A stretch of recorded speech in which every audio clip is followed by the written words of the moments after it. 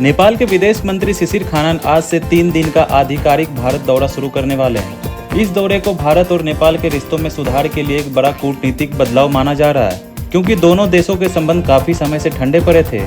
शिशिर खानन भारत के विदेश मंत्री एस जयशंकर के निमंत्रण पर दिल्ली आए हैं।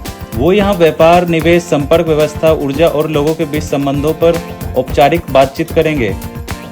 यह दौरा एक नाजुक समय पर हुआ है। मीडिया रिपोर्ट्स में कहा गया है कि भारत और विदेश सचिव नेपाल के प्रधानमंत्री बालेन शाह से मुलाकात नहीं कर पाए थे, जिससे असहज स्थिति पैदा हुई और प्रस्तावित दौरा रद्द हो गया था। इससे दोनों देशों के रिश्ते पर असर पड़ा है। हालांकि भारत सरकार ने इस सभी रिपोर्टों को गलत बताया। इसी बैकग्राउंड में शिशिर खानन का यह दिल्ली दौरा बहुत महत्वपूर्ण माना जा रहा है। इससे साफ संकेत मिलता है कि काठमांडू भारत के साथ फिर से एक अच्छा रिश्ता बनाना चाहता है और पुरानी दूरी खत्म करना चाहता है। यह दौरा नेपाल के सत्तारूढ़ राष्ट्रीय स्वतंत्र पार्टी के प्रमुख रवि लामिछाने की हाल ही भारत यात्रा के बाद हुआ है। उन्हें नई दिल्ली में बड़े सम्मान के साथ स्वागत मिला था। उन्होंने प्रधानमंत्री नरेंद्र मोदी से करीब 1 घंटे तक मुलाकात की थी। इस मुलाकात में सांस्कृतिक महत्व का एक तोहफा भी दिया गया। लामिछाने ने प्रधानमंत्री मोदी को काठमांडू के प्रसिद्ध पशुपतिनाथ मंदिर की मूर्ति भेंट की, जो हिंदू धर्म का एक बहुत पवित्र स्थान है।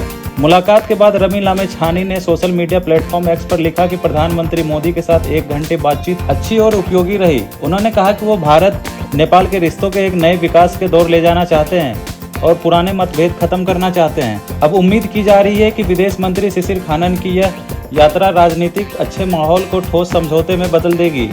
दोनों देश जल विद्युत, सीमा पार संपर्क और व्यापार जैसे क्षेत्रों की समीक्षा करेंगे, जहां पहले काम की गति धीमी हो गई थी। विशेषज्ञों का मानना है कि यह दौरा दोनों देशों की जरूरतों के कारण रिश्तों को सुधारने की दिशा में एक कदम है। नेपाल के लिए भारत का साथ स्थिर संबंध आर्थिक और राजनीतिक रूप से बहुत जरूरी है। वहीं भारत भी चाहता है कि वह नेपाल में अपनी मजबूत स्थिति बनाए रखे, खासकर जब चीन का प्रभाव वहां बढ़ रहा है। नेपाल के सूत्रों के अनुसार इस दौरे में कुछ समझौते पर हस्ताक्षर भी हो सकते हैं। शिशिर खानन शनिवार को काठमांडू लौट जाएंगे।